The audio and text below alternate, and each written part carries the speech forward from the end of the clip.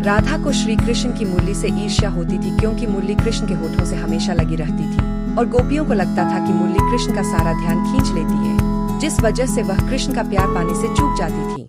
कई कहानियों और पदों में गोपियों और राधा द्वारा मुरली को सौतन के रूप में देखे जाने और उसके प्रति ईर्ष्या का भाव व्यक्त किया गया है। ईर्ष्या के कारण कृष्ण का ध्यान मुरली में।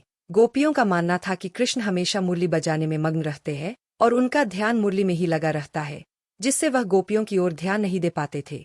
मुरली का एकाधिकार। राधा को लगता था कि मुरली कृष्ण के होठों पर एकाधिकार रखती है, जो एक प्रेमपूर्ण वस्तु होने के बावजूद कृष्ण के प्रेम की अन्य अभिव्यक्तियों में बाधा डालती थी।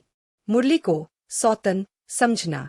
कई कहानियों में गोपियां मुरली को कृष्ण की सौतन मानती थीं, क्योंकि वह कृष्ण के सबसे करीब रहती थी और उनका सारा ध्यान अपनी ओर आकर्षित कर लेती थी।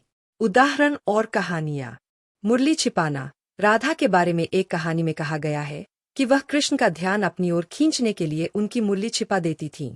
मुरली तोड़ने का साहस। कुछ कहानियों में यह भी बताया गया है कि राधा ने ईर्ष्या के कारण कृष्ण की मुरली को तोड़ने का भी साहस किया था।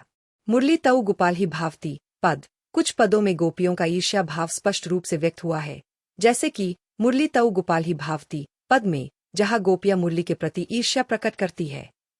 गोपियां श्री कृष्ण की मुरली से ईर्ष्या करती थीं क्योंकि कृष्ण मुरली की धुन में मग्न होकर गोपियों की ओर ध्यान नहीं देते थे और गोपियों को लगता था कि मुरली ही कृष्ण के होठों को छूने का विशेष अधिकार पाती है, इसलिए वह उसे अपनी सौतन मानती थीं।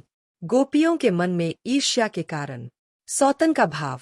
गोपियां मुरली को कृष्ण की सौतन समझती थीं क्योंकि वह हमेशा कृष्ण के होठों से लगी रहती थी और कृष्ण को अपनी ओर आकर्षित करती रहती थी। उपेक्षा और अलगाव।